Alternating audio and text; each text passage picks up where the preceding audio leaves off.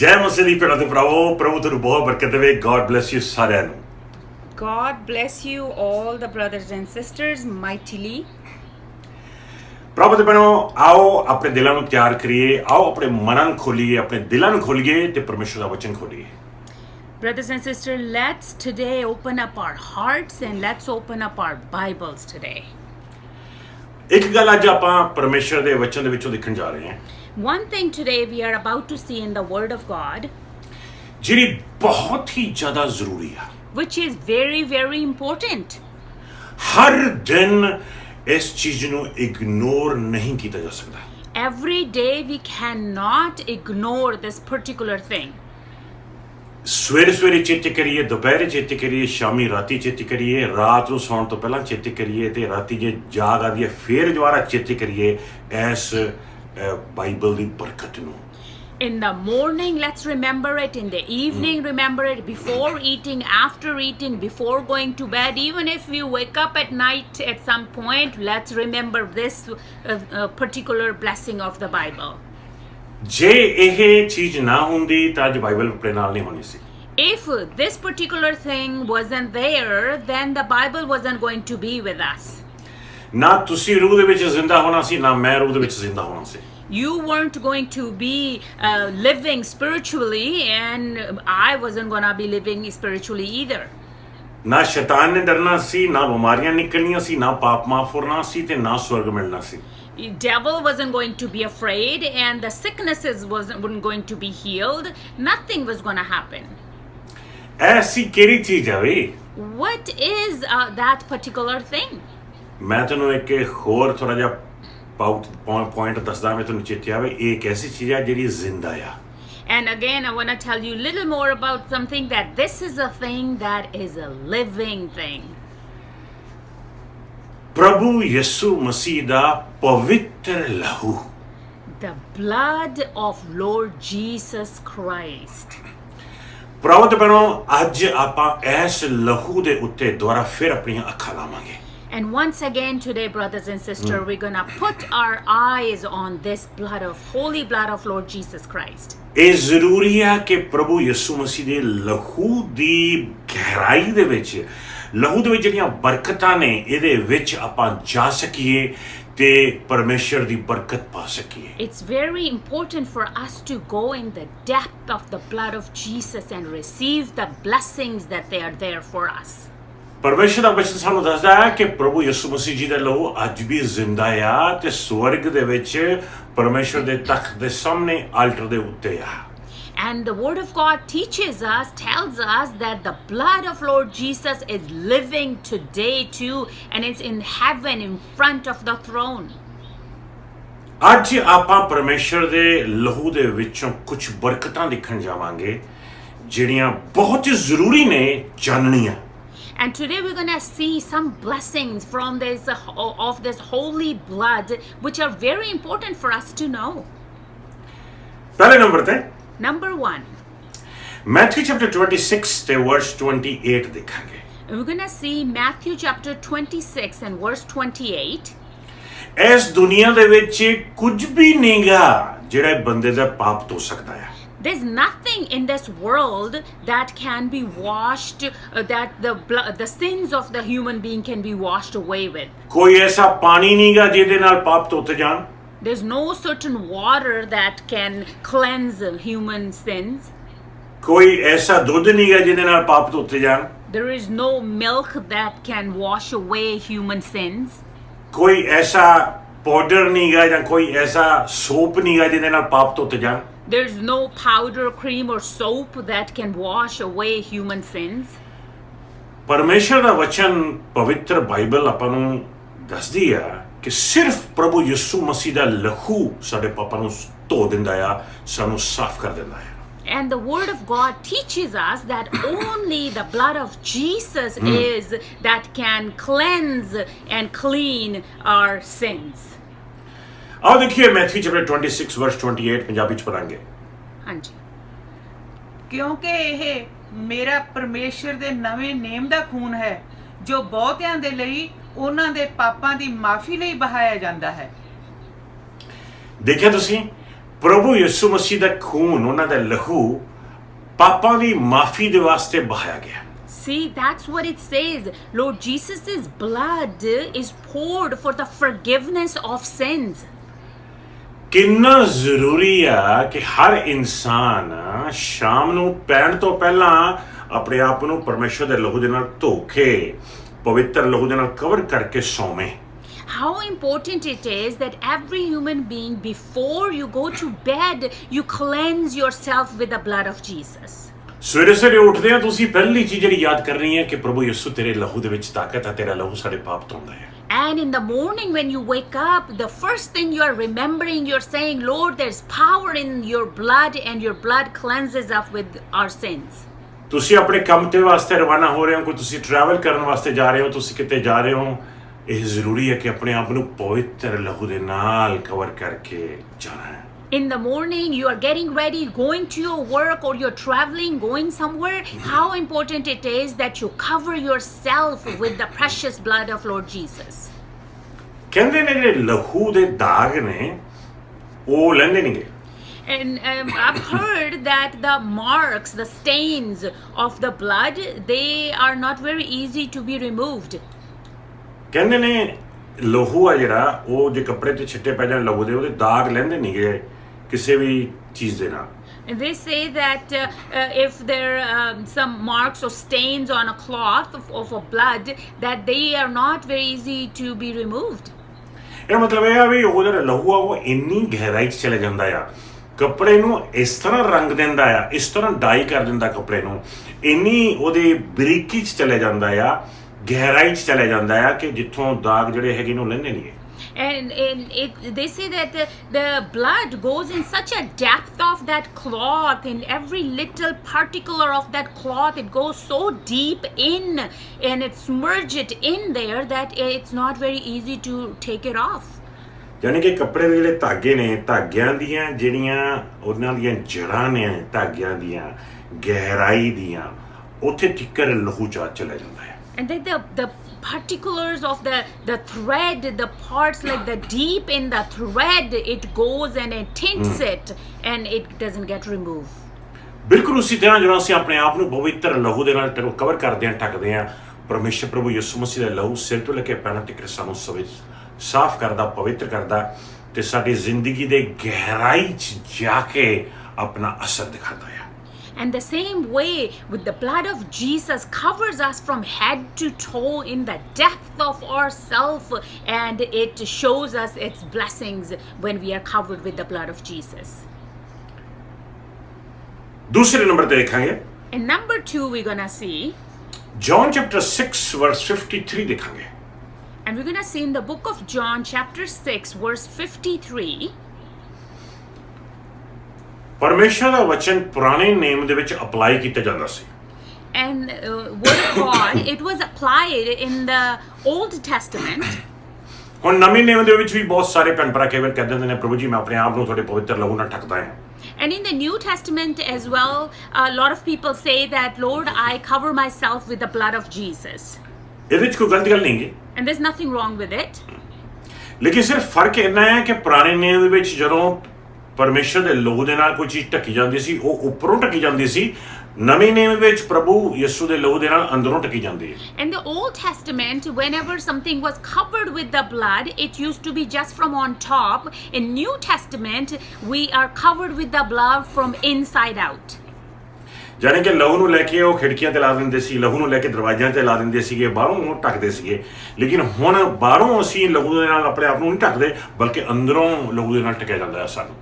And in those days in Old Testament, they used to take the blood of the lamb and put it on the doors and the windows just from outside. But now in New Testament, we are covered from inside out with the blood of Jesus. ਹੁਣ ਆਪਣੇ ਆਪ ਨੂੰ ਲਹੂ ਦੇ ਨਾਲ ਢੱਕਣ ਦੇ ਵਾਸਤੇ ਇਹ ਜ਼ਰੂਰੀ ਹੈ ਕਿ ਇਸ ਲਹੂ ਨੂੰ ਕੰਜ਼ਿਊਮ ਕੀਤਾ ਜਾਵੇ, ਸਵੀਕਾਰ ਕੀਤਾ ਜਾਵੇ।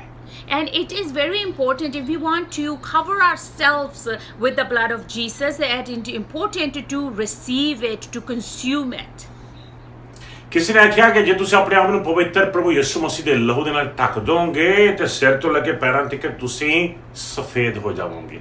And somebody said that if you cover yourself from head to toes with the blood of Jesus, you will become white. प्रभु यीशु का लहू लाल नहीं करेगा, साफ करेगा, सफेद करेगा, पवित्र करेगा। And the blood of Jesus will not make you red, it will make you white, it will make you pure, it will make you clean.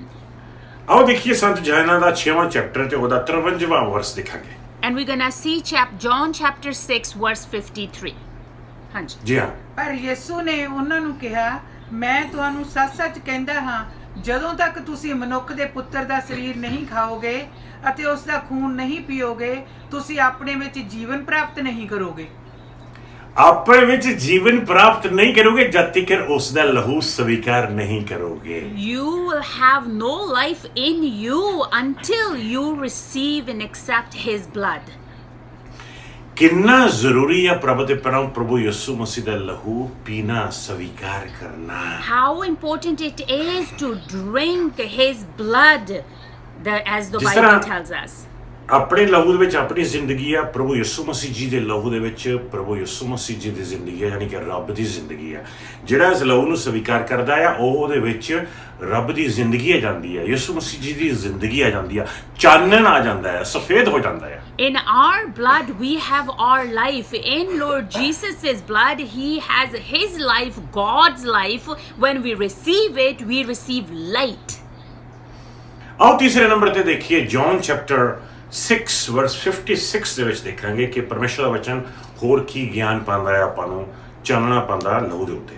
And we're going to see in the book of John chapter 6 verse 56, and we're going to see what else there is that the blood of Jesus we learn about. ਜੀ ਹਾਂ। ਹਾਂਜੀ। ਆਓ ਦੇਖੀਏ। ਉਹ ਜਿਹੜਾ ਮੇਰਾ ਸਰੀਰ ਖਾਂਦਾ ਹੈ ਅਤੇ ਮੇਰਾ ਖੂਨ ਪੀਂਦਾ ਹੈ, ਮੇਰੇ ਵਿੱਚ ਰਹਿੰਦਾ ਹੈ ਅਤੇ ਮੈਂ ਉਸ ਵਿੱਚ। Amen. ਹਾਲੇਲੂਇਆ। ਇਹਦਾ ਮਤਲਬ ਆ ਹੋ ਗਿਆ ਵੀ ਜਿਹੜਾ ਕੋਈ ਪ੍ਰਭੂ ਯਿਸੂ ਮਸੀਹ ਦਾ ਲਹੂ ਸਵੀਕਾਰ ਨਹੀਂ ਕਰਦਾ ਉਹ ਕਿਸੇ ਵੀ ਹਾਲਤ ਵਿੱਚ ਪ੍ਰਭੂ ਯਿਸੂ ਵਿੱਚ ਨਹੀਂ ਰਹਿ ਸਕਦਾ। That means that the person who does not accept the blood of Jesus cannot remain in him. ਤਾਂ ਹੀ ਬਹੁਤ ਹੀ ਜ਼ਰੂਰੀ ਆ ਇਕੱਠੇ ਹੋਣਾ, ਕਿਉਂਕਿ ਜਦੋਂ ਲਹੂ ਸਵੀਕਾਰ ਕਰਦੇ ਆ ਤੇ ਆਪਣੇ ਹੋਲੀ ਕਮਿਊਨੀਅਨ ਦੀ ਗੱਲ ਆ ਜਾਂਦੀ ਆ। ਰੋਟੀ ਜਿਹੜੀ ਆ ਪ੍ਰਭੂ ਯਿਸੂ ਦੇ ਸਰੀਰ ਨੂੰ ਰਿਪਰੈਜ਼ੈਂਟ ਕਰਦੀ ਆ, ਲਹੂ ਜਿਹੜਾ ਆ ਪ੍ਰਭੂ ਯਿਸੂ ਲਹੂ ਜਿਹੜਾ ਹੈਗਾ ਆ ਉਹ ਵਾਈਨ ਨੂੰ ਰਿਪਰੈਜ਼ੈਂਟ ਕਰਦਾ ਆ, ਅੰਗੂਰਾਂ ਦੇ ਰਸ ਨੂੰ। ਸੋ ਅੰਗੂਰਾਂ ਦਾ ਰਸ ਪ੍ਰਭੂ ਯਿਸੂ ਦੇ ਲਹੂ ਨੂੰ ਰਿਪਰੈਜ਼ੈਂਟ ਕਰਦਾ। ਜਦੋਂ ਆਪਾਂ ਇਕੱਠੇ ਮਿਲ ਕੇ ਨੂੰ ਸਵੀਕਾਰ ਕਰਦੇ ਆ ਪ੍ਰਭੂ ਤੇ ਭੈਣੋ, ਉਦੋਂ ਆਪਣੇ ਵਿੱਚ ਐਸੀ ਕੁਦਰਤ ਸ਼ਕਤੀ ਆਉਂਦੀ ਆ ਪ੍ਰਭੂ ਦੇ ਜਿਹਦੇ ਨਾਲ ਕੰਮ ਹੋ ਸਕਦੇ। And that's why it's so important to get together, have fellowship, and when we're all getting together to take part in the Holy Communion, then the bread represents God, Lord Jesus' flesh, and the blood represents the grape juice represents the blood of Jesus, and then we receive power in him. ਸੋ ਪ੍ਰਭੂ ਦੇ ਭੈਣੋ, ਜਦੋਂ ਸਾਰਾ ਕਲੀਸਿਆ ਇਕੱਠੇ ਹੋ ਕੇ, ਜਦੋਂ church ਇਕੱਠੇ ਹੋ ਕੇ ਪ੍ਰਭੂ ਯਿਸੂ ਦਾ ਸਰੀਰ ਇਕੱਠੇ ਹੋ ਕੇ ਐਸ ਹੋਲੀ ਕਮਿਊਨੀਅਨ ਨੂੰ ਸਵੀਕਾਰ ਕਰਦਾ ਆ, ਅੰਗੂਰਾਂ ਦਾ ਰਸ ਪੀਂਦਾ ਆ ਜਿਹੜਾ ਪ੍ਰਭੂ ਯਿਸੂ ਦੇ ਲਹੂ ਨੂੰ ਰਿਪਰੈਜ਼ੈਂਟ ਕਰਦਾ, ਉਦੋਂ ਪ੍ਰਭੂ ਯਿਸੂ ਮਸੀਹ ਦੇ ਲਹੂ ਦੀ ਜਿਹੜੀ ਬਰਕਤ ਹੈਗੀ ਆ ਆਪਣੇ ਵਿੱਚ ਆਉਂਦੀ ਆ ਤੇ ਤੁਹਾਨੂੰ ਸ਼ਕਤੀ ਮਿਲਦੀ ਆ ਤਾਂ ਕਿ ਤੁਸੀਂ ਯਿਸੂ 'ਚ ਬਣੇ ਰਹੋ। And at that time when the whole church gets together to take part in the Holy Communion, and that time we receive power from the blood of Jesus so we can stay strong. ਤੁਸੀਂ ਆਪਣੇ ਜ਼ੋਰ ਨਾਲ ਯਿਸੂ 'ਚ ਨਹੀਂ ਬਣੇ ਰਹਿ ਸਕਦੇ। With your own power you cannot stay in Lord Jesus. ਤੁਸੀਂ ਆਪਣੀ ਪੜ੍ਹਾਈ ਦੇ ਨਾਲ, ਆਪਣੀ ਅਕਲ ਦੇ ਨਾਲ, ਆਪਣੀ ਸਮਝ ਦੇ ਨਾਲ ਯਿਸੂ ਮਸੀਹ ਦੇ ਵਿੱਚ ਨਹੀਂ ਬਣੇ ਰਹਿ ਸਕਦੇ। With your education, your smartness, your intelligence, you cannot remain in Lord Jesus.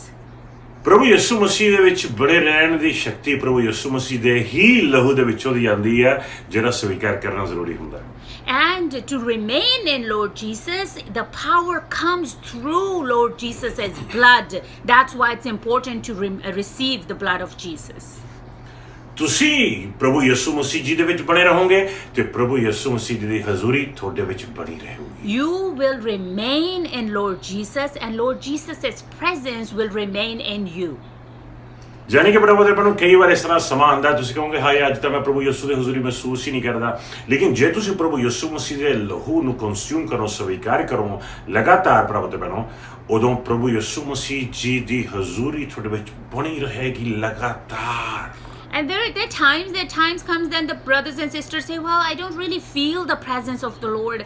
But when we continue to receive the blood of Jesus, His presence remains in us. Hallelujah. Hallelujah. आओ चौथे नंबर ते देखिए परमेश्वर ਦਾ वचन चेलियां ਦੇ ਕਰਤੱਵੇ chapter 20 ਵਰਸ 28 ਵਿੱਚ ਜਾਵਾਂਗੇ। And we're going to see in the book of Acts, chapter 20 and verse 28. ਜਿਹਦੇ ਵਿੱਚ ਇੱਕ ਐਸੀ ਚੀਜ਼ ਬਿਆਨ ਕੀਤੀ ਗਈ ਆ ਪ੍ਰਭੂ ਦੇ ਪਿਆਰੋ, ਜਿਹਦੇ ਨਾਲ ਆਪਾਂ ਨੂੰ ਇਹ ਪਤਾ ਚੱਲਦਾ ਹੈ ਕਿ ਜੇ ਪ੍ਰਭੂ ਯਿਸੂ ਮਸੀਹ ਜੀ ਸਲੀਬ ਦੇ ਉੱਤੇ ਆਪਣਾ ਲਹੂ ਨਾ ਬਹਾਉਂਦੇ, And what we see in this verse, that if Lord Jesus wouldn't have poured His blood on the cross, ਤਾਂ ਜਿੰਨਾ ਤੁਸੀਂ ਹੋਣਾ ਸੀਗਾ ਨਾ ਮੈਂ ਹੋਣਾ ਸੀਗਾ। then you weren't gonna be here, I wasn't gonna be here. ਅੱਜ ਇਹ ਰੂਹ ਦੇ ਰਿਸ਼ਤੇ ਨਹੀਂ ਹੋਣੇ ਸੀਗੇ। All these, the relationship of spirit wasn't gonna be there. ਇਹ ਚਰਚ ਜਿਹੜਾ ਪ੍ਰਭੂ ਯਿਸੂ ਮਸੀਹ ਦਾ ਸਰੀਰ ਸਾਰੀ ਦੁਨੀਆ ਤੇ ਫੈਲਿਆ ਹੋਇਆ ਆ, ਭੈਣ ਭਰਾ ਆਖਿਆ ਜਾਂਦਾ ਇੱਕ ਦੂਜੇ ਨੂੰ, ਆਪਾਂ ਉਹ ਹੋਣੇ ਨਹੀਂ ਸੀ। And this church of Jesus Christ, which is spreaded all around the world, we are calling brothers and sisters to each other, all that wasn't gonna be there.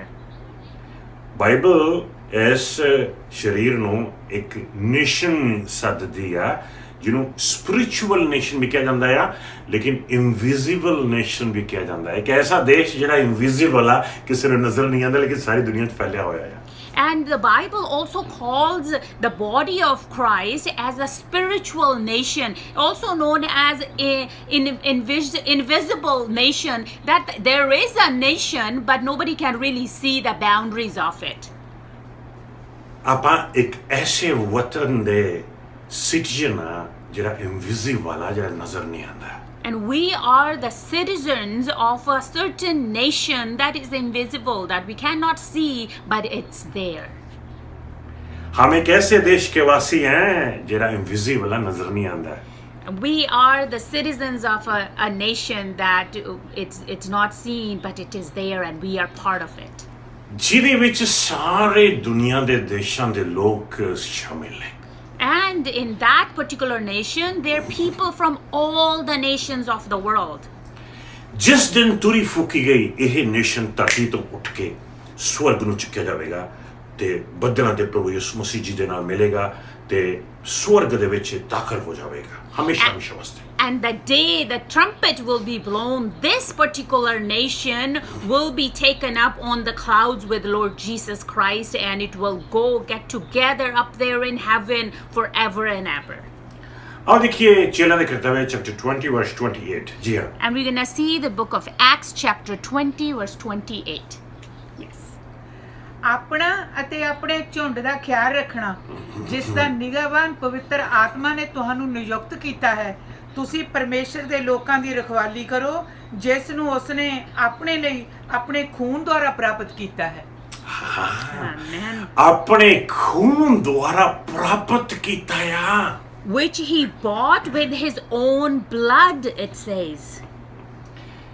ਕਈ ਵਾਰ ਲੋਕ ਕਹਿ ਸਕਦੇ ਹੈਗੇ ਨੇ ਨਹੀਂ ਮੇਰਾ ਤਾਂ ਦਿਲ ਨਹੀਂ ਕਰਦਾ ਚਰਚ ਜਾਣ ਨੂੰ, ਹੁਣ ਲੇਜ਼ੀ ਹੋ ਗਏ ਆ ਥੋੜਾ ਜਿਹਾ ਚਰਚ ਜਾਣ ਨੂੰ, ਕਿਉਂਕਿ ਹੁਣ ਕਿੰਨਾ ਚਰਚ ਗਏ ਨਹੀਂ, ਹੁਣ ਤਾਂ ਦਿਲ ਹੀ ਨਹੀਂ ਕਰਦਾ ਮੇਰਾ। ਯਾਦ ਰੱਖੋ ਇਹ ਜਿਹੜਾ ਚਰਚ ਹੈਗਾ ਆ, ਇਹਨੂੰ ਪ੍ਰਭੂ ਯਿਸੂ ਨੇ ਆਪਣੇ ਲਹੂ ਦੇ ਨਾਲ ਖਰੀਦਿਆ ਆ।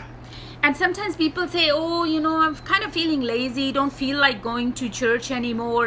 But remember, brothers and sisters, Lord Jesus has bought this church with His own blood. एक ऐसी बरकत आ, एक ऐसा शरीर आ, एक ऐसा नेशन आ प्रभु ते पैनों जिस उत्ते परमेश्वर की बरकत आ, परमेश्वर का आशीर्वाद आ ते जिहड़ा इस विच दाखिल हुंदा है खाली हथ नहीं निकलेगा, बरकत लेके निकलदा है। And this is a particular body of Lord Jesus Christ, such a nation, such a church, that whoever enters in there doesn't come back empty-handed, comes back with blessings. इन्नी ऊंची कीमत अदा करके प्रभु यीशु ने चर्च स्थापित किया है। He has paid a big price to build this church. ਹੁਣ ਦੇਖੋ ਸਵਰਗ ਤੋਂ ਆ ਕੇ ਸਲੀਬ ਦੇ ਉੱਤੇ ਉਹਨੇ ਆਪਣੇ ਲਹੂ ਦਾ ਕਤਰਾ ਬਹਾ ਦਿੱਤਾ ਚਰਚ ਦੀ ਸਥਾਪਤੀ ਕਰਨ ਵਾਸਤੇ, ਚਰਚ ਨੂੰ ਖਰੀਦਣ ਦੇ ਵਾਸਤੇ, ਤੇ ਕਈ ਵਾਰ ਆਪਣਾ ਦਿਲ ਹੀ ਨਹੀਂ ਕਰਦਾ ਚਰਚ ਜਾਣ ਨੂੰ। And how big and amazing thing is this? He came from heaven on the cross. He gave every single drop of his blood to purchase, to buy the church of Lord Jesus Christ. And sometimes we say we don't feel like going to the church. ਕਦੇ ਵੀ ਬੇਕਦਰੀ ਨਾ ਕਰੀਏ ਇਸ ਲਹੂ ਦੀ। Don't ever disrespect the blood of Jesus. ਉੱਚਾ ਲਹੂ ਆ ਹੈ, ਇਹਨੂੰ ਓਨਰ ਕਰੀਏ। ਇਹਨੇ ਜੋ ਕੰਮ ਕੀਤਾ ਆ, ਸਾਨੂੰ ਖਰੀਦਿਆ ਆ, ਸਾਨੂੰ ਧੋਤਾ, ਸਾਨੂੰ ਪਵਿੱਤਰ ਕੀਤਾ। ਪਰਮੇਸ਼ਰ ਦਾ ਨਾਮ ਉੱਚਾ ਕਰੀਏ, ਉਹਨੂੰ ਸਾਰੀ ਇੱਜ਼ਤ, ਸਾਰੀ ਮਹਿਮਾ, ਸਾਰੀ ਵਡਿਆਈ ਲਗਾਤਾਰ ਦਿੰਦੇ ਰਹੀਏ। And this is a powerful blood of Jesus. Let's not ever disrespect her. It needs a high respect. Always let's give reverence and glory to the blood of Jesus Christ. आओ ਅੱਗੇ ਜਾਵਾਂਗੇ, ਪੰਜਵਾਂ ਪੁਆਇੰਟ ਦੇਖਾਂਗੇ ਰੋਮਨਸ chapter 3 ਵਰਸ 25 ਵਿੱਚ ਦੇਖਾਂਗੇ। And we're going to go to point number 5 now. Book of Romans chapter 3 and verse 25. ਪਰਮੇਸ਼ਰ ਦਾ ਵਚਨ ਆਪਾਂ ਨੂੰ ਦੱਸਦਾ ਆ The word of God teaches us ਕਿ ਲਹੂ ਥਾਈਂਦੀ ਹੋਈ ਅਸੀਂ ਪ੍ਰਭੂ ਯਿਸੂ ਮਸੀਹ 'ਚ ਵਿਸ਼ਵਾਸ ਕਰਕੇ ਮੁਕਤੀ ਪ੍ਰਾਪਤ ਕਰ ਸਕਦੇ ਹਾਂ। it is through his blood that we can believe in Lord Jesus Christ and receive salvation. ਯਾਨੀ ਕਿ ਜੇ ਪ੍ਰਭੂ ਯਿਸੂ ਮਸੀਹ ਜੀ ਨੇ ਆਪਣਾ ਲਹੂ ਨਾ ਬਹਾਇਆ ਹੁੰਦਾ ਤਾਂ ਆਪਾਂ ਪ੍ਰਭੂ ਯਿਸੂ 'ਚ ਕੀ ਵਿਸ਼ਵਾਸ ਕਰਦੇ? ਆਪਾਂ ਪ੍ਰਭੂ ਯਿਸੂ ਵਿਸ਼ਵਾਸ ਕਰ ਹੀ ਨਹੀਂ ਸਕਦੇ ਸੀ। That means that if Lord Jesus wouldn't have poured his blood, we weren't going to be able to believe and trust. ਯਾਨੀ ਕਿ ਜਿਹੜਾ ਵਿਸ਼ਵਾਸ ਆ, ਜਿਹੜਾ ਈਮਾਨ ਆ, ਜਿਹੜਾ ਇਹ ਟਰਸਟ ਹੈਗਾ ਪ੍ਰਭੂ ਯਿਸੂ ਮਸੀਹ ਦੇ ਵਿੱਚ ਵਿਸ਼ਵਾਸ ਕਰਨਾ, ਇਹਦੀ ਸ਼ਕਤੀ ਲਹੂ ਦੇ ਵਿੱਚੋਂ ਹੀ ਨਿਕਲਦੀ ਆ। ਯਾਨੀ ਕਿ ਜਦੋਂ ਇਹ ਲਹੂ ਤੁਹਾਡੀ ਜ਼ਿੰਦਗੀ ਦੇ ਵਿੱਚ ਤੇ ਤੁਹਾਡੀ ਜ਼ਿੰਦਗੀ ਦੇ ਉੱਤੇ ਕੰਮ ਕਰ ਰਿਹਾ, ਤੁਹਾਨੂੰ ਇੱਕ ਐਸਾ ਈਮਾਨ ਮਿਲਦਾ ਆ, ਐਸਾ ਵਿਸ਼ਵਾਸ ਪੈਦਾ ਹੁੰਦਾ ਤੁਹਾਡੇ ਵਿੱਚ ਆਟੋਮੈਟਿਕਲੀ, ਜਿਹਦੇ ਨਾਲ ਤੁਸੀਂ ਯਿਸੂ ਵਿਸ਼ਵਾਸ ਕਰ ਸਕਦੇ ਹੋ। And when this blood is flowing through you, you receive such a trust, such a belief, such a faith starts in you that you can believe in Lord Jesus Christ. ਆਓ ਦੇਖੀਏ ਪਰਮੇਸ਼ਰ ਦਾ ਵਚਨ ਰੋਮਨਸ chapter 3 verse 25। Let's again see the book of Romans chapter 3 verse 25. ਜੀ ਹਾਂ, ਹਾਂਜੀ। ਪਰਮੇਸ਼ਰ ਨੇ ਯਿਸੂ ਮਸੀਹ ਨੂੰ ਪਾਪਾਂ ਦੇ ਛੁਟਕਾਰੇ ਦਾ ਸਾਧਨ ਉਸ ਦੀ ਮੌਤ ਦੇ ਦੁਆਰਾ ਬਣਾਇਆ, ਜੋ ਉਸ ਤੇ ਵਿਸ਼ਵਾਸ ਕਰਨ ਦੁਆਰਾ ਮਿਲਦਾ ਹੈ। ਇਸ ਤਰ੍ਹਾਂ ਪਰਮੇਸ਼ਰ ਨੇ ਅਨੁਚਿਤ ਮਨੁੱਖ ਨੂੰ ਆਪਣੇ ਨਾਲ ਉਚਿਤ ਠਹਿਰਾਉਣ ਦਾ ਰਾਹ ਪ੍ਰਗਟ ਕੀਤਾ, ਕਿਉਂਕਿ ਉਸਨੇ ਆਪਣੀ ਸਹਿਨਸ਼ੀਲਤਾ ਦੇ ਕਾਰਨ ਭੂਤਕਾਲ ਦੇ ਕੀਤੇ ਹੋਏ ਪਾਪਾਂ ਨੂੰ ਅਣਦੇਖੇ ਕਰ ਦਿੱਤਾ। ਯਾਨੀ ਕਿ ਪ੍ਰਭੂ ਯਿਸੂ ਮਸੀਹ ਨੇ ਜਿਹੜੀ ਉਹਨਾਂ ਨੇ ਆਪਣੀ ਜਾਨ ਦਿੱਤੀ, ਉਹਨਾਂ ਦੇ ਮੌਤ ਦੇ ਕਾਰਨ, ਉਹਨਾਂ ਦੇ ਲਹੂ ਬਹਾਣ ਦੇ ਕਾਰਨ ਸਾਨੂੰ ਇੱਕ ਐਸਾ ਈਮਾਨ ਮਿਲਦਾ ਆ, ਐਸਾ ਫੇਥ ਸਾਡੇ ਵਿੱਚ ਪੈਦਾ ਹੁੰਦਾ ਜਿਹਦੇ ਨਾਲ ਆਪਾਂ ਯਿਸੂ ਵਿਸ਼ਵਾਸ ਕਰਕੇ ਮੁਕਤੀ ਪ੍ਰਾਪਤ ਕਰ ਸਕਦੇ ਹਾਂ। And that means that through the shedding of his blood is when we receive such a faith that through that we can receive Lord Jesus as our saviors and be saved. Hallelujah. Amen. ਯਾਨੀ ਕਿ ਜਦੋਂ ਆਪਾਂ ਲਹੂ ਦੇ ਵਿੱਚ ਵਧਦੇ ਹਾਂ, ਉਹਦੇ ਫੇਥ ਵਿੱਚ ਵੀ ਵਧਾਂਗੇ ਪ੍ਰਭੂ ਦੇ ਨਾਲ। That means that when we are growing in the blood and in the acknowledgement of the blood, we are also increasing in our faith. ਆਓ 6ਵੇਂ ਨੰਬਰ ਤੇ ਦੇਖੀਏ ਰੋਮਨਸ ਚੈਪਟਰ 5 ਵਰਸ 9 ਦੇਖਾਂਗੇ। And we're going to see in the book of Romans chapter 5 and verse 9.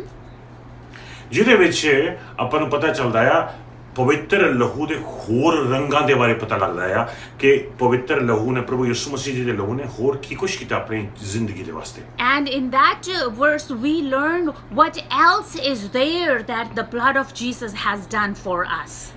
ਇੱਕ ਪਾਸੇ ਤਾਂ ਸਾਨੂੰ ਰੱਬ ਨਾਲ ਜੋੜਦਾ ਆ, And on one side it's connecting us with God, ਦੂਸਰੇ ਪਾਸੇ ਰੱਬ ਨੂੰ ਸਾਡੇ ਨਾਲ ਜੋੜਦਾ ਆ, and on the other side it connects God with us. ਤੀਸਰੇ ਪਾਸੇ ਸਾਨੂੰ ਸ਼ੈਤਾਨ ਤੋਂ ਦੂਰ ਕਰਦਾ ਆ, And on the third side it separates us from the devil, ਤਾਂ ਕਿ ਸ਼ੈਤਾਨ ਦਾ ਕੋਈ ਵਾਰ ਸਾਡੇ ਉੱਤੇ ਚੱਲ ਨਾ ਸਕੇ। so any plan, any strategy or attack of devil can work on us. ਦੂਸਰੇ ਪਾਸੇ ਸਾਡੀ ਰੂਹ ਨੂੰ ਸਰੀਰਿਕ ਕਾਮਨਾਵਾਂ ਨੂੰ ਅਲੱਗ ਕਰਦਾ ਆ, And on the other side it separates the fleshly desires from us. Hallelujah. Hallelujah. ਇਹ ਸਾਰੀ ਹਿੰਮਤ ਪ੍ਰਭੂ ਦੇ ਲਹੂ ਥਾਈ ਨਹੀਂ ਮਿਲਦੀ ਆਪਾਂ ਨੂੰ। And we receive power to fight against all these things through the blood of Jesus Christ. ਪਰਮੇਸ਼ਰ ਦਾ ਵਚਨ ਕਹਿੰਦਾ ਕਿ ਉਹ ਇਨਸਾਨ ਜਿਹੜੇ ਰੱਬ ਨੂੰ ਨਹੀਂ ਜਾਣਦੇ ਸੀਗੇ, ਰੱਬ ਉਹਨਾਂ ਦੇ ਖਿਲਾਫ ਸੀ ਤੇ ਉਹ ਰੱਬ ਦੇ ਖਿਲਾਫ ਸੀ, ਤੇ ਇੱਕ ਤਰ੍ਹਾਂ ਕਹਿ ਲਓ ਕਿ ਉਹਨਾਂ ਦੇ ਵਿੱਚ ਦੋਸਤੀ ਨਹੀਂ ਸੀ ਬਲਕਿ ਦੁਸ਼ਮਣੀ ਸੀ। ਇਹ ਪ੍ਰਭੂ ਯਿਸੂ ਮਸੀਹ ਦਾ ਲਹੂ ਹੀ ਆ ਜਿਹੜਾ ਉਸ ਦੁਸ਼ਮਣੀ ਨੂੰ ਤੋੜ ਕੇ ਦੋਸਤੀ ਦੇ ਵਿੱਚ ਬਦਲ ਦਿੰਦਾ ਹੈ। And the word of God says that those people who were against God, those people who didn't receive the blood of Jesus at the time, and it was the blood of Jesus who put them together and make the enemy into a friend. Hallelujah. Amen. ਆਓ ਪੜਾਂਗੇ ਪਰਮੇਸ਼ਰ ਦਾ ਵਚਨ ਚੋਂ Roman chapter 5 ਵਰਸ 9। ਜੀ ਹਾਂ, ਮਸੀਹ ਦੇ ਖੂਨ ਦੀ ਕੁਰਬਾਨੀ ਦੁਆਰਾ ਹੀ ਸਾਡਾ ਪਰਮੇਸ਼ਰ ਦੇ ਨਾਲ ਉਚਿਤ ਸੰਬੰਧ ਸਥਾਪਿਤ ਹੋਇਆ ਹੈ। ਇਸ ਲਈ ਅਸੀਂ ਮਸੀਹ ਦੁਆਰਾ ਹੀ ਅੰਤਮ ਸਜ਼ਾ ਤੋਂ ਵੀ ਜ਼ਰੂਰ ਬਚਾਂਗੇ। ਅੰਤਮ ਸਜ਼ਾ ਤੋਂ ਜ਼ਰੂਰ ਬਚਾਂਗੇ, ਯਾਨੀ ਕਿ ਪ੍ਰਭੂ ਦੀ ਕੁਰਬਾਨੀ ਦੁਆਰਾ, ਯਾਨੀ ਕਿ ਪ੍ਰਭੂ ਯਿਸੂ ਦਾ ਲਹੂ ਹੀ ਆ ਜਿਹੜਾ ਸਾਨੂੰ ਉਸ ਸਜ਼ਾ ਤੋਂ ਬਚਾਉਂਦਾ ਆ ਜਿਹੜਾ ਸਾਡੇ ਉੱਤੇ ਆਉਣੀ ਸੀਗੀ। And it's the word of God says, since we have now been justified by his blood, how much more shall we be saved from God's wrath through him? ਯਾਨੀ ਕਿ ਕਿਸੇ ਤਰੀਕੇ ਦਾ ਵੀ ਰਹਿਤ, ਕਿਸੇ ਤਰੀਕੇ ਦੀ ਵੀ ਕੋਈ ਜਜਮੈਂਟ, ਕਿਸੇ ਤਰੀਕੇ ਦੀ ਵੀ ਕੋਈ ਮਾਰ ਜਿਹੜੀ ਰੱਬ ਵੱਲੋਂ ਆਉਣੀ ਚਾਹੁੰਦੀ ਹੈ ਜਾਂ ਸ਼ੈਤਾਨ ਵੱਲੋਂ ਆਉਣੀ ਚਾਹੁੰਦੀ ਹੈ, ਸਾਨੂੰ ਛੂ ਨਹੀਂ ਸਕੇਗੀ, ਟੱਚ ਨਹੀਂ ਕਰੇਗੀ, ਜੇ ਅਸੀਂ ਉਸ ਲਹੂ ਦੇ ਥੱਲੇ ਆਪਣੇ ਆਪ ਨੂੰ ਬਣਾ ਕੇ ਰੱਖਿਆ ਹੋਇਆ ਹੈ। And that means that no wrath or judgment will work on us if we remain under the blood of Jesus Christ. ਬਣੇ ਰਹੋ ਪ੍ਰਭੂ ਯਿਸੂ ਮਸੀਹ ਦੇ ਲਹੂ ਦੇ ਵਿੱਚ ਬਣੇ ਰਹੋ। Stay, remain in the blood of Jesus Christ. How important is that? ਪ੍ਰਭੂ ਦੇ ਬਣੋ ਆਪਾਂ 7ਵਾਂ ਪੁਆਇੰਟ ਦੇਖਾਂਗੇ ਕਿ ਕਿਸ ਤਰ੍ਹਾਂ ਪ੍ਰਭੂ ਯਿਸੂ ਮਸੀਹ ਦਾ ਲਹੂ ਜਿਹੜਾ ਸਾਨੂੰ ਰਿਡੀਮ ਕਰਦਾ ਹੈ। And number 7, we're gonna see how the blood of Jesus redeems us. Ephesians chapter 1 verse 7 ਦੇਖਾਂਗੇ। And we're gonna see book of Ephesians chapter 1 verse 7. ਤੁਸੀਂ ਆਪੇ ਸੋਚੋ ਕਿ ਪਰਮੇਸ਼ਰ ਨੇ ਕੈਸੀ ਕਹਾਣੀ ਬਣਾਈ, ਕੈਸੀ ਤਿਆਰੀ ਕੀਤੀ ਕਿ ਪ੍ਰਭੂ ਯਿਸੂ ਮਸੀਹ ਸਵਰਗ ਤੋਂ ਆ ਸਕਣ ਇਸ ਧਰਤੀ ਤੇ ਆਪਣਾ ਲਹੂ ਦੇਣ ਦੇ ਵਾਸਤੇ, ਸਾਨੂੰ ਬਚਾਉਣ ਦੇ ਵਾਸਤੇ ਕੁਰਬਾਨ ਹੋਏ ਹੋ। And just imagine the whole scene, how the plan was made so Lord Jesus could come and leave the heavens for us and come here on this earth and pour out his blood for us. Ephesians chapter 1 verse 7। ਜੀ ਹਾਂ, We're gonna see Ephesians chapter 1 verse 7. ਮਸੀਹ ਦੇ ਖੂਨ ਦੁਆਰਾ ਹੀ ਸਾਡੇ ਪਾਪ ਮਾਫ ਹੋਏ ਹਨ ਅਤੇ ਸਾਨੂੰ ਮੁਕਤੀ ਮਿਲੀ ਹੈ। ਉਸ ਦੀ ਕਿਰਪਾ ਕਿੰਨੀ ਮਹਾਨ ਹੈ। Hallelujah. ਉਸ ਦੀ ਕਿਰਪਾ ਕਿੰਨੀ ਮਹਾਨ ਹੈ। How big is his grace? ਉਸ ਦੇ ਲਹੂ ਥਾਈਂ ਦੀ ਸਾਨੂੰ ਮੁਕਤੀ ਮਿਲ ਗਈ, ਲੇਕਿਨ ਜਦੋਂ ਲਹੂ ਦੇ ਵਿੱਚ ਬਣੇ ਰਹਿੰਦੇ ਆ, ਉਹਦੇ ਕਿਰਪਾ ਦੇ ਵਿੱਚ, ਉਹ ਮਹਾਨ ਕਿਰਪਾ ਦੇ ਵਿੱਚ ਬਣੇ ਰਹਿੰਦੇ ਆ ਤੇ ਉਹ ਕਿਰਪਾ ਦੇ ਵਿੱਚ ਵੱਧਦੇ ਰਹਿੰਦੇ ਆ। And hallelujah, it says in him we have redemption through his blood, the forgiveness of sins in accordance with the riches of God's grace. ਤੁਸੀਂ ਜਿੰਨਾ ਜ਼ਿਆਦਾ ਇਸ ਕਿਰਪਾ ਦੇ ਵਿੱਚ ਵਧਣਾ ਚਾਹੁੰਦੇ ਹੋ, ਉਨਾ ਹੀ ਜ਼ਿਆਦਾ ਤੁਸੀਂ ਚਰਚ ਦੇ ਨਾਲ ਜੁੜਨ ਦੀ ਕੋਸ਼ਿਸ਼ ਕਰੋ, ਉਨਾ ਹੀ ਜ਼ਿਆਦਾ ਤੁਸੀਂ ਲਹੂ ਦੇ ਵਿੱਚ ਵਧਣ ਦੀ ਕੋਸ਼ਿਸ਼ ਕਰੋ ਤੇ ਪਰਮੇਸ਼ਰ ਦੀ ਕਿਰਪਾ, ਪਰਮੇਸ਼ਰ ਦੀ ਗ੍ਰੇਸ ਤੁਹਾਡੀ ਜ਼ਿੰਦਗੀ ਦੇ ਉੱਤੇ ਲਗਾਤਾਰ ਆਉਂਦੀ ਰਹੇਗੀ। And more you want to stay or receive this God's grace, it's important to stay connected with his body, with the church of Lord Jesus, and grow and remain in the blood of Jesus. ਜਿਹਦੇ ਤੇ ਪਰਮੇਸ਼ਰ ਦੀ ਕਿਰਪਾ ਆ ਗਈ, If you receive the grace of Lord Jesus, ਉਹਨੂੰ ਹਰ ਬਰਕਤ ਮਿਲ ਗਈ ਜਿਹੜੀ ਉਹਨੂੰ ਚਾਹੀਦੀ ਹੈ ਇਸ ਦੁਨੀਆ ਤੇ। will receive every blessing that you desire. ਉਹਦੇ ਬੱਚਿਆਂ ਨੂੰ ਬਰਕਤ ਮਿਲ ਗਈ, ਉਹਦੇ ਕੰਮਾਂ ਨੂੰ ਬਰਕਤ ਮਿਲ ਗਈ, ਉਹਦੇ ਮਾਂ-ਬਾਪ ਨੂੰ ਬਰਕਤ ਮਿਲ ਗਈ, ਉਹਦੇ ਹਸਬੈਂਡ ਵਾਈਫ ਨੂੰ ਬਰਕਤ ਮਿਲ ਗਈ, ਰੂਹਾਨੀ ਤੌਰ ਤੇ, ਇਮੋਸ਼ਨਲੀ ਤੌਰ ਤੇ, ਫਿਜ਼ੀਕਲੀ, ਹਰ ਤਰ੍ਹਾਂ ਦੀ ਬਰਕਤ ਇਸ ਕਿਰਪਾ ਚੋਂ ਨਿਕਲਣੀ ਹੈ ਪ੍ਰਭੂ ਦੇ ਪੈਰੋਂ, ਜਿਹੜੀ ਆਪਣੇ ਉੱਤੇ ਉਤਰਦੀ ਹੈ। Every kind of blessing is gonna come through this grace, either your family blessings, your children, your job, your physical, every kind of blessing you will receive through the grace of Lord Jesus Christ. ਜੁੜੇ ਰਹੀਏ ਇਸ ਸਰੀਰ ਦੇ ਨਾਲ ਜੋ ਪ੍ਰਭੂ ਯਿਸੂ ਮਸੀਹ ਨੇ ਆਪਣੇ ਲਹੂ ਦੇ ਨਾਲ ਖਰੀਦਿਆ ਹੈ। Remain with the body of Jesus Christ, who he bought with the blood of Jesus Christ, with his own blood. ਆਓ ਅਗਲਾ ਪੁਆਇੰਟ ਦੇਖਾਂਗੇ, 8ਵਾਂ ਪੁਆਇੰਟ ਦੇਖਾਂਗੇ। We're gonna see number 8. Ephesians chapter 2 verse 13 ਦੇਖਾਂਗੇ, 2:13। Ephesians 2:13 we're gonna see. ਹੁਣ ਕਈ ਵਾਰ ਲੋਕ ਸਵਾਲ ਪੁੱਛਦੇ ਰਹੇ ਨੇ, ਪਾਸਟਰ ਜੀ ਮੈਂ ਤਾਂ ਦਿਨੋਂ ਦਿਨ ਰੱਬ ਤੋਂ ਦੂਰ ਹੁੰਦਾ ਜਾ ਰਿਹਾ ਹੈਗਾ ਆ, ਪਾਸਟਰ ਜੀ ਮੈਨੂੰ ਪਤਾ ਨਹੀਂ ਲੱਗਦਾ ਮੈਂ ਰੱਬ ਦੇ ਨੇੜੇ ਕਿੱਦਾਂ ਹੋ ਸਕਦਾ ਆ। And sometimes people come and they actually ask a question, Pastor G, I feel that I'm separating from God, but day by day I'm going far. I don't know what to do to get closer to God again. ਪ੍ਰਭੂ ਦੇ ਭੈਣੋ, ਜਿੰਨਾ ਜ਼ਿਆਦਾ ਤੁਸੀਂ church ਦੇ ਨੇੜੇ ਨੂੰ ਆਓਗੇ, church ਦੇ ਨਾਲ ਜੁੜੋਗੇ, ਉਨਾ ਹੀ ਜ਼ਿਆਦਾ ਤੁਸੀਂ ਰੱਬ ਦੇ ਨਾਲ ਜੁੜੋਗੇ। Brothers and sisters, I want to tell you this, that more you get together, united and fellowship with the body of Christ, with the church, more closer you'll get to Lord Jesus himself. Church ਤੋਂ ਦੂਰ ਹੋ ਕੇ ਰੱਬ ਦੇ ਨੇੜੇ ਕੋਈ ਨਹੀਂ ਹੋਇਆ ਅੱਜ ਤੱਕ। Going away from the church and you're expecting to get closer to God, it hasn't happened yet. ਜੇ ਤੁਸੀਂ ਸੋਚੋ ਕਿ ਕਈ ਵਾਰ ਲੋਕ ਕਹਿੰਦੇ ਨੇ ਘਰੇ ਬੈਠੇ ਬੈਠੇ ਅਸੀਂ ਜੀ ਰੱਬ ਦੀ ਪੂਜਾ ਕਰਦੇ ਹਾਂ, ਅਸੀਂ ਰੱਬ ਦੇ ਨੇੜੇ ਹੋ ਚਲੇ ਜਾਵਾਂਗੇ, ਘਰੇ ਬੈਠੇ ਬੈਠੇ ਅਸੀਂ ਪਰਮੇਸ਼ਰ ਨੂੰ ਪਾ ਲਿਆ ਹੈਗਾ ਜੀ, ਨਹੀਂ ਪ੍ਰਭੂ ਦੇ ਭੈਣੋ, ਕੋਈ ਵੀ ਇੱਕ ਐਸਾ ਇੱਕ ਟੈਸਟਮਨੀ ਨਹੀਂ ਹੈ ਜਿਹੜਾ ਘਰੇ ਬੈਠੇ ਬੈਠੇ ਰੂਹ ਦੇ ਵਿੱਚ ਵੱਜ ਜਾਵੇ, ਰੱਬ ਦੇ ਵਿੱਚ ਵੱਜ ਜਾਵੇ, ਗਿਫਟਿੰਗਸ ਦੇ ਵਿੱਚ ਵੱਜ ਜਾਵੇ, ਟੈਲੈਂਟਸ ਦੇ ਵਿੱਚ ਵੱਜ ਜਾਵੇ। And you say, oh, I just sit at home and I'm doing all and getting closer to God. No, there hasn't been a testimony yet that just by alone sitting at home you are growing in the Lord and growing in the talents, growing in the giftings of the Lord. ਨਾ ਪ੍ਰਭੂ ਯਿਸੂ ਦੇ ਹਜ਼ੂਰੀ ਘਰੇ ਬੈਠੇ ਬੈਠੇ ਤੁਹਾਡੇ ਉੱਤੇ ਆਣੀ ਹੈ, ਕਿਉਂਕਿ ਰੱਬ ਨੇ ਹਜ਼ੂਰੀ ਭੇਜਣੀ ਕਾਹਤੋਂ ਆ, ਕਿਉਂਕਿ ਤੁਸੀਂ ਘਰੇ ਬੈਠੇ ਹੋ, ਤੁਸੀਂ ਕਿਹੜਾ ਕਿਸੇ ਨਾਲ ਮਿਲਣਾ ਹੈਗਾ ਆ ਤਾਂ ਕਿ ਤੁਹਾਡੀ ਥਾਂ ਦੀ ਹਜ਼ੂਰੀ ਦੂਜਿਆਂ ਨੂੰ ਛੂਏ। And the presence of the Lord will just by sitting alone at home, it won't be flowing because there is nothing to flow for. You're not meeting with other people to talk to them about Lord Jesus. So the presence of Lord Jesus will flow through you to them. But if you're sitting alone at home, that's not possible.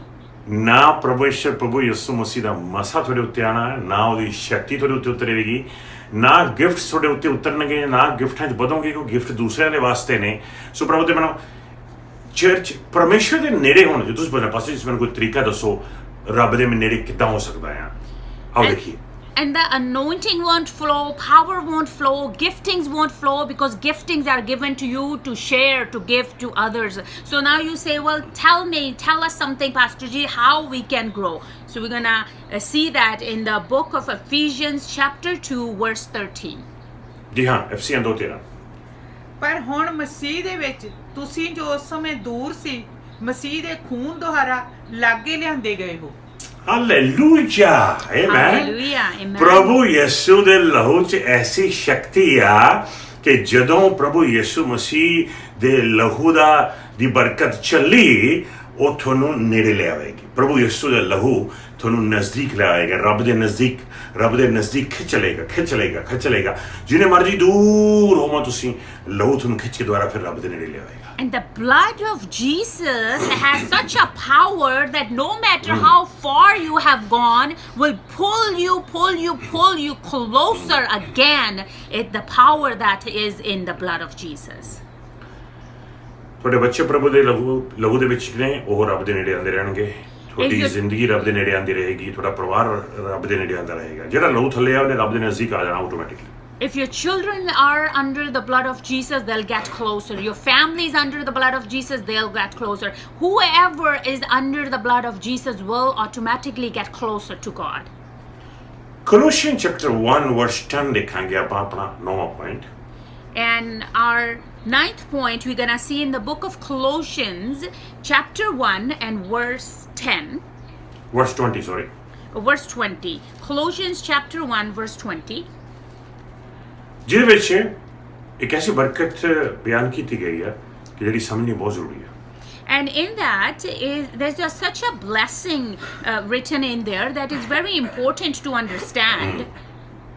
ਆਓ ਦੇਖੀਏ Colossians chapter 1 verse 20. We're gonna see Colossians chapter 1 verse 20.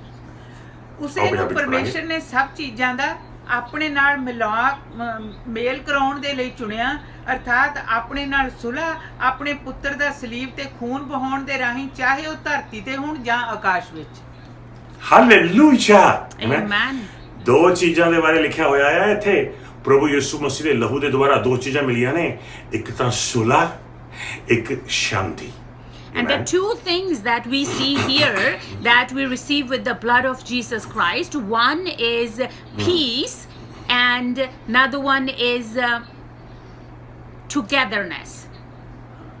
reconciliation ਤੁਹਾਡੀ ਰੱਬ ਦੇ ਨਾਲ, ਤੁਹਾਡੀ ਸੁਲ੍ਹਾ ਹੋ ਜਾਏਗੀ ਰੱਬ ਦੇ ਨਾਲ ਲਹੂ ਦੇ ਦੁਆਰਾ। ਲਹੂ ਦੇ ਦੁਆਰਾ ਰੱਬ ਤੁਹਾਨੂੰ ਸਵੀਕਾਰ ਕਰਦਾ ਹੈ, ਤੁਹਾਡੀ ਸੁਲ੍ਹਾ। ਤੁਸੀਂ ਕੁਝ ਵੀ ਕਿਸੇ ਵੀ ਚੀਜ਼ ਵਿੱਚ ਤੁਸੀਂ ਕਿਉਂ ਨਾ ਡਿੱਗੇ ਹੋਵੋ, ਪਰਮੇਸ਼ਰ ਤੋਂ ਮਾਫੀ ਮੰਗ ਕੇ ਲਹੂ ਨੂੰ ਆਪਣੇ ਆਪ ਨੂੰ ਕਵਰ ਕਰਕੇ ਤੁਹਾਡੀ ਸੁਲ੍ਹਾ ਹੋ ਜਾਏਗੀ ਪਰਮੇਸ਼ਰ ਦੇ ਨਾਲ ਰੂਹ ਦੇ ਵਿੱਚ। And it's you get reconciled with God no matter in what you are fallen. Through the blood of Jesus you will be reconciled to God again. ਤਾਂ ਹੀ ਪ੍ਰਭੂ ਯਿਸੂ ਮਸੀਹ ਜੀ ਨੂੰ ਬਾਈਬਲ ਦੇ ਵਿੱਚ ਕਈ ਵਾਰ ਵਿਚੋਲਾ ਵੀ ਕਿਹਾ ਗਿਆ ਹੈ। That's why a lot of times Lord Jesus has been called kind of the middleman in the word of God. ਇੱਕ ਐਸਾ ਵਿਚੋਲਾ ਹੈ ਜਿਹੜਾ ਬਹੁਤ ਬਰਕਤ ਵਾਲਾ ਵਿਚੋਲਾ ਹੈ, ਕਿਉਂਕਿ ਬਾਕੀ ਜਿਹੜੇ ਵਿਚੋਲੇ ਹੁੰਦੇ ਨੇ ਬਾਹਰ ਅੱਜ ਕੱਲ੍ਹ ਆਪਣੇ ਦਿਨਾਂ 'ਚ ਆਪਣੇ ਪੰਜਾਬ ਦੇ ਵਿੱਚ ਇੰਡੀਆ ਦੇ ਵਿਚੋਲਿਆਂ ਨੂੰ ਛਿੱਤਰੀ ਪੈਂਦੇ ਹੁੰਦੇ ਨੇ ਜਿਹੜੇ ਰਿਸ਼ਤੇ ਕਰਾਉਂਦੇ ਨੇ, ਲੇਕਿਨ ਇੱਕ ਐਸਾ ਵਿਚੋਲਾ ਆ ਜਿਹਨੇ ਪ੍ਰਭੂ ਤੇ ਪੈਨੋਂ ਐਸੀ ਬਰਕਤ ਲੈ ਕੇ ਆ ਦਿੱਤੀ ਹੈ ਸਾਨੂੰ ਸਾਰਿਆਂ ਨੂੰ। And this is the middleman who has given us such a blessings, and not like the middlemen that we have heard of in India before. But this one here, Lord Jesus, is a blessing to us as being the person in between us and God. ਇਹ ਵਿਚੋਲਾ ਪਹਿਲਾਂ ਆਪਣੇ ਹੀ ਲਹੂ ਦੇ ਨਾਲ ਸਾਨੂੰ ਸੁਲ੍ਹਾ ਕਰਾ ਦੇਗਾ ਰੱਬ ਦੇ ਨਾਲ, reconciliation ਆ ਜਾਏਗੀ ਸਾਡੇ ਵਿੱਚ। And this person, the middleman, first with his own blood, he reconcile us with the Lord. ਫਿਰ ਐਸੀ ਲਹੂ ਦੇ ਥਾਈਂ ਦੀ ਇੱਕ ਐਸੀ ਸ਼ਾਂਤੀ ਮੁਹੱਈਆ ਕਰਦਾ ਸਾਨੂੰ ਕਿ ਸਾਡਾ ਸਾਰਾ ਜੀਵਨ ਜਿਹੜਾ ਸ਼ਾਂਤੀ ਦੇ ਨਾਲ ਬਾਗੋ-ਬਾਗ ਹੋ ਜਾਂਦਾ ਹੈ। And then by this blood that he has shed on the cross, he makes peace, that we receive blessings through that peace. ਫਿਰ ਜੇ ਤੁਹਾਡੀ ਜ਼ਿੰਦਗੀ ਦੇ ਵਿੱਚ ਇਹ ਸ਼ਾਂਤੀ ਆ ਗਈ, And if you receive ਖੁਸ਼ੀ that ਆਏ। peace, that happiness in your life, ਪ੍ਰਭੂ ਤੇ ਪੈਨੋਂ ਤੁਸੀਂ ਆਪਣਾ ਜੀਵਨ ਬੜੀ ਬਰਕਤ ਦੇ ਨਾਲ ਨਿਭਾ ਸਕੋਗੇ। then you will be able to live your life with such a blessing and joy and peace. ਤੁਸੀਂ ਪਰਮੇਸ਼ਰ ਦੇ ਕੰਮ ਵੀ ਪੂਰੇ ਕਰ ਸਕੋਗੇ, ਉਹਦਾ ਮਕਸਦ ਤੁਹਾਡੀ ਜ਼ਿੰਦਗੀ 'ਚ ਪੂਰੀ ਕਰ ਸਕੋਗੇ ਤੇ ਤੁਸੀਂ ਦੂਸਰਿਆਂ ਦੇ ਨਾਲ ਨਿਭਾ ਵੀ ਸਕੋਗੇ। And you ਸ਼ਾਂਤੀ ਤੁਹਾਡੇ ਵਿੱਚ। you will be able to fulfill the purpose that God has in your life, and also you will be able to go and walk in peace with others. Hallelujah. Hallelujah. 10ਵਾਂ point ਦੇਖਾਂਗੇ ਪ੍ਰਭੂ ਤੇ ਪੈਨੋਂ ਇਸ ਲਹੂ ਦੀ ਬਰਕਤ ਦੇ ਬਾਰੇ। And we're going to see our 10th point about the blessings of the blood of Jesus Christ. Hebrew chapter 9 verse 14 ਦੇ ਵਿੱਚ ਲਿਖਿਆ ਹੈ। Hebrews chapter 9 verse 14 we're going to see. ਜਿਸ ਤਰ੍ਹਾਂ ਮੈਂ ਗੱਲ ਕੀਤੀ ਸੀ ਕਿ ਸ਼ੁਰੂ ਦੇ ਵਿੱਚ ਕਿ ਜਿਹੜਾ ਲਹੂ ਦੇ ਦਾਗ ਲੈਂਦੇ ਨਹੀਂਗੇ, ਜਿਹੜਾ ਲਹੂ ਆ ਜੋ ਇੰਨੀ ਗਹਿਰਾਈ 'ਚ ਧਾਗਿਆਂ ਦੀ ਦੇ ਚਲੇ ਜਾਂਦਾ ਆ, ਉਹਨਾਂ ਦੀ ਇੰਨੀ ਰੂਟਸ ਵਿੱਚ, ਉਹਨਾਂ ਦੀ ਜੜ੍ਹਾਂ 'ਚ ਚਲੇ ਜਾਂਦਾ ਹੈ, ਤਾਂ ਕਰਕੇ ਦਾਗ ਲੈਂਦੇ ਨਹੀਂਗੇ। And as we talked about in the beginning, that the blood stains go in the depth of the thread that the stains remain there. They're not easy to clean. ਦੋ ਚੀਜ਼ਾਂ ਨੇ ਜਿਹੜੇ ਦਾਗ ਨਹੀਂ ਰਹਿੰਦੇ, ਇੱਕ ਤਾਂ ਲਹੂ, ਇੱਕ ਦੂਸਰੀ ਹੈ wine. And the two things, the stains remain. One thing is blood and second thing is wine. ਸ਼ਾਇਦ ਤਾਂ ਹੀ ਵਾਈਨ ਨੂੰ, ਅੰਗੂਰਾਂ ਦੇ ਰਸ ਨੂੰ ਪ੍ਰਭੂ ਯਿਸੂ ਮਸੀਹ ਦੇ ਲਹੂ ਦੇ ਨਾਲ ਰਿਪਰੈਜ਼ੈਂਟ ਕੀਤਾ ਜਾਂਦਾ ਹੈ। Maybe that's why the wine, the grape juice is represented with the blood of Jesus. ਆਓ ਦੇਖੀਏ ਅਬਰਾਨੀਆਂ ਦਾ 9ਵਾਂ ਚੈਪਟਰ ਉਹਦਾ 14ਵਾਂ ਵਰਸ ਦੇਖਾਂਗੇ। We're going to see Hebrews chapter 9 verse 14. ਹਾਂਜੀ। ਜੀ ਹਾਂ। ਜੇਕਰ ਇਹ ਸੱਚ ਹੈ ਤਾਂ ਫਿਰ ਮਸੀਹ ਦੇ ਖੂਨ ਦੁਆਰਾ ਕੀ ਨਹੀਂ ਹੋ ਸਕੇਗਾ, ਅਰਥਾਤ ਉਸ ਅਨੰਤ ਆਤਮਾ ਦੇ ਦੁਆਰਾ ਜੋ ਉਹ ਆਪਣੇ ਆਪ ਨੂੰ ਪੂਰਨ ਬਲੀ ਦੇ ਰੂਪ ਵਿੱਚ ਪਰਮੇਸ਼ਰ ਸਾਹਮਣੇ ਚੜਾਉਂਦਾ ਹੈ। ਉਸ ਦਾ ਖੂਨ ਸਾਡੇ ਅੰਤःਕਰਨ ਨੂੰ ਸ਼ੁੱਧ ਕਰੇਗਾ ਅਤੇ ਸਾਨੂੰ ਸਾਡੇ ਮਰਨਹਾਰ ਕੰਮਾਂ ਤੋਂ ਆਜ਼ਾਦ ਕਰੇਗਾ ਕਿ ਅਸੀਂ ਜਿਉਂਦੇ ਪਰਮੇਸ਼ਰ ਦੀ ਸੇਵਾ ਕਰੀਏ। Hallelujah. ਪ੍ਰਭੂ ਯਿਸੂ ਦਾ ਲਹੂ ਸਾਡੇ ਜ਼ਮੀਰ ਨੂੰ ਧੋਂਦਾ ਆ। And the blood of Jesus Christ cleanses our conscience.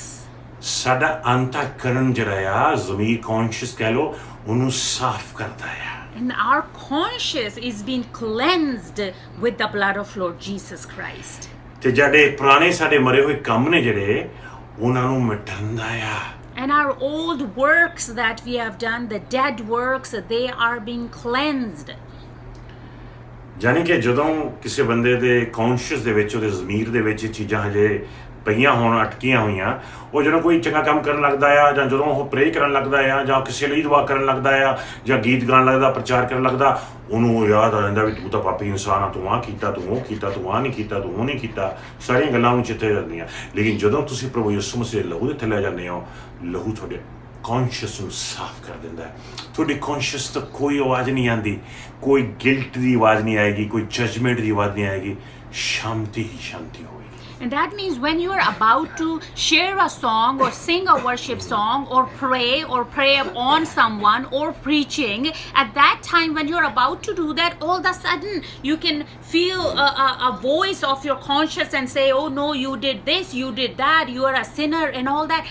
But when we are cleansed with the blood of Jesus Christ, you don't hear any voice of guilt or judgment. You are cleansed by the blood of Jesus Christ.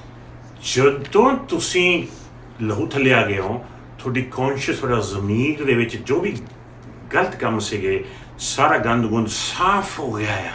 ਤੁਸੀਂ ਇੰਨੇ ਸਾਫ਼ ਹੋ ਗਏ ਹੋ, ਇੰਨੇ ਪਵਿੱਤਰ ਹੋ ਗਏ ਹੋ। ਬੰਦੇ ਦੀ ਜਿਹੜੀ ਸਭ ਤੋਂ ਗਹਿਰਾਈ ਵਾਲੀ ਚੀਜ਼ ਆ ਉਹਦਾ ਜ਼ਮੀਰ ਆ, ਉਹਦੀ ਕੌਨਸ਼ੀਅਸ ਆ, ਸਬ ਕੌਨਸ਼ੀਅਸ ਲਾ ਲਓ, ਉਹ ਵੀ ਸਾਫ਼ ਹੋ ਗਈ ਆ। ਦੇਖੋ ਤੁਸੀਂ, and when you are under the blood of Jesus Christ, all those things that you did, your past, your dirty works, your unclean things, all go clean. And even the depth of the person is the subconscious of the person. It all gets clean with the blood of Jesus Christ. ਹੁਣ ਕੋਈ ਪੁੱਛ ਸਕਦਾ ਹੈ ਵੀ ਇੰਨੀ ਸਫਾਈ ਦੀ ਕੀ ਲੋੜ ਆ, ਵੀ ਇੰਨੀ ਸਫਾਈ ਕੀ ਕਰਨੀ ਆ? Somebody might ask, well, why do we need to be so clean? ਕਿਉਂਕਿ ਜਦੋਂ ਅਸੀਂ ਇੰਨੇ ਸਾਫ਼ ਹੋ ਗਏ, ਇੰਨੇ ਪਵਿੱਤਰ ਹੋ ਗਏ, ਤਦ ਤੁਸੀਂ ਪਤਾ ਕਿਹਦੀ ਉਪਾਸਨਾ ਕਰਨੀ ਹੈ, ਪਤਾ ਕਿਹਦੀ ਮਹਿਮਾ ਕਰਨੀ ਹੈ, ਪਤਾ ਕਿਸ ਰੱਬ ਨੂੰ ਸਰਵ ਕਰਨਾ ਆ? ਇਹ ਲਿਵਿੰਗ ਗॉड, ਇਹ ਜ਼ਿੰਦਾ ਤੇ ਜਿਉਂਦੇ ਜਾਗਦੇ ਪਰਮੇਸ਼ਰ ਦੀ ਸੇਵਾ ਦੇ ਵਿੱਚ ਲੱਗੇ ਹੋਏ ਹਾਂ ਆਪਾਂ। And when you are this clean, brothers and sisters, do you know what to do? Who you are serving? You are going to be worshiping living God, serving the living God. ਜ਼ਬਰਦਸਤ। Hallelujah. That's powerful. ਆਓ ਬੱਚੇ ਬਹਿਣੋ, ਆਪਾਂ ਆਪਣਾ ਅਗਲਾ point ਦੇਖਾਂਗੇ। We're going to see our next point. ਆਪਾਂ ਜਾਵਾਂਗੇ ਬੱਚੇ ਬਹਿਣੋ ਅਬਰਾਨੀਆਂ ਦਾ 10ਵਾਂ ਚੈਪਟਰ, ਉਹਦੇ 19ਵੇਂ ਵਰਸ ਵਿੱਚ ਜਾ ਕੇ ਆਪਾਂ ਆਪਣਾ 11ਵਾਂ ਪੁਆਇੰਟ ਦੇਖਾਂਗੇ। ਜੀ ਹਾਂ, we're going to see in the book of Hebrews chapter 10 and verse 19, ਜਿਹਦੇ ਵਿੱਚ ਦੇਖਾਂਗੇ ਕਿ ਇਹ ਲਹੂ ਹੋਰ ਕੀ ਕਰਦਾ ਆਪਣੀ ਜ਼ਿੰਦਗੀ ਦੇ ਵਾਸਤੇ। and we're going to see what else the blood of Jesus does in our life. ਜੀ ਹਾਂ, ਪੜਾਂਗੇ Hebrews chapter 10 verse 19. ਜੀ ਹਾਂ, ਇਸ ਲਈ ਮੇਰੇ ਭਰਾਵੋ, ਹੁਣ ਸਾਨੂੰ ਪਰਦੇ ਦੇ ਪਾਰ ਪਵਿੱਤਰ ਥਾਂ ਵਿੱਚ ਜਾਣ ਦੀ ਪੂਰਨ ਆਜ਼ਾਦੀ ਹੈ। ਯਿਸੂ ਨੇ ਸਾਡੇ ਲਈ ਆਪਣਾ ਖੂਨ ਦਿੱਤਾ ਹੈ। Hallelujah, amen. Amen. ਜਾਨੀ ਕਿ ਪ੍ਰਭੂ ਦੇ ਪੈਰੋਂ ਆਪਾਂ ਇਸ ਲਹੂ ਥਾਂ ਦੀ ਹੁਣ ਪਰਮੇਸ਼ਵਰ ਦੀ ਗਹਿਰਾਈਆਂ 'ਚ ਜਾ ਸਕਦੇ ਹਾਂ, ਹੋਲੀ ਆਫ ਹੋਲੀ ਵਿੱਚ ਜਾ ਸਕਦੇ ਹਾਂ, ਉਹਦੀ ਡੂੰਗੀ ਹਜ਼ੂਰੀ ਦੇ ਵਿੱਚ, ਉਹਦੀ ਗਹਿਰੀ ਐਨੋਇੰਟਿੰਗ ਦੇ ਵਿੱਚ, ਉਹਦੀ ਬੇਅੰਤ ਸ਼ਕਤੀ ਦੇ ਵਿੱਚ ਜਾ ਸਕਦੇ ਹਾਂ। ਸਾਨੂੰ ਕੋਈ ਰੋਕ ਨਹੀਂ ਸਕਦਾ। And now, brothers and sisters, now we have the authority to go into the holy of holies, to go into the deep anointing, the limitless power of Jesus Christ. Nobody can stop us. ਇੱਕ ਪੁੱਤਰ ਆ ਜਿਹੜਾ ਆਪਣੇ ਪਿਤਾ ਦੇ ਘਰ ਵਿੱਚ ਜਾ ਕੇ ਸਾਰੇ ਕਮਰਿਆਂ ਦੇ ਵਿੱਚ ਵੜ ਸਕਦਾ ਆ, ਸਾਰੇ ਕਬਰਡਸ ਵਿੱਚ ਜਾ ਕੇ ਖੋਲ ਸਕਦਾ ਆ, ਖਜ਼ਾਨੇ ਕੱਢ ਵੀ ਸਕਦਾ ਆ। It's the child of God that can go inside the house, a child of the Father that can go inside the house, open the cupboards, open the drawers, check out the paperwork, whatever you want to do. He has the authority to do so. ਪੁੱਤਰ ਜਿਹੜਾ ਆ ਉਹਨੂੰ ਵੀ authority ਹੈ ਕਿ ਆਪਣੇ ਪਿਤਾ ਦੇ ਜੇਬ ਦੇ ਵਿੱਚ ਹੱਥ ਪਾ ਸਕਦਾ ਹੋਵੇ, ਉਹਦੀ ਵਾਇਲਟ ਵਿੱਚ ਹੱਥ ਪਾ ਸਕਦਾ। ਕੱਲੀਆਂ ਵਾਈਫਸ ਨੇ ਜਿਹੜੀਆਂ ਉਹੀ ਹਸਬੈਂਡ ਦੀਆਂ ਜੇਬਾਂ ਚੈੱਕ ਨਹੀਂ ਕਰਦੀਆਂ, ਬਲਕਿ ਜਿਹੜੇ ਬੱਚੇ ਹੈਗੇ ਨੇ ਉਹ ਵੀ ਪਾ ਸਕਦੇ ਨੇ ਹੱਥ, ਕਿਉਂਕਿ ਉਹ ਉਹਨਾਂ ਦੇ ਬੱਚੇ ਨੇ, ਉਹਨਾਂ ਦੇ ਪੁੱਤਰ ਨੇ। Even the son, the children has the authority to put the hand in the wallet of the father. It's not only the wives who have that authority. It's the children who can do that too. ਲਹੂ ਦੇ ਜ਼ਰੀਆ ਰੱਬ ਦੇ ਜਿਹੜੇ ਖਜ਼ਾਨੇ ਹੈਗੇ ਨੇ, ਪਵਿੱਤਰਾਂ ਤੋਂ ਪਵਿੱਤਰ ਦੇ ਵਿੱਚ ਖਜ਼ਾਨੇ ਜਿਹੜੇ ਪਏ ਨੇ, ਉਹਦਾ ਅਧਿਕਾਰ ਤੁਹਾਨੂੰ ਮਿਲਿਆ ਹੋਇਆ ਹੈ। And the treasures that they are in holy of holies, you have the authority to enter in them. ਕਿੰਨੀ ਬੜੀ ਬਰਕਤ ਹੈ। Such a blessing. Hallelujah. ਆਓ ਆਪਣਾ ਆਖਰੀ ਪੁਆਇੰਟ ਦੇਖਾਂਗੇ, 12ਵਾਂ point. And we're going to see our 12th point, which is our last point. ਪਰਮੇਸ਼ਰ ਦੇ ਵਿੱਚ ਦੇਖਾਂਗੇ, ਇਬਰਾਨੀਆਂ 13ਵਾਂ ਚੈਪਟਰ ਦੇਖਾਂਗੇ ਤੇ ਉਹਦਾ 20ਵਾਂ ਤੇ 21ਵਾਂ ਵਰਸ ਦੇਖਾਂਗੇ। And we're going to see book of Hebrews again, chapter 13. Verse 20 and 21. Verse 20 and 21. Book of Hebrews 13, 20, 21.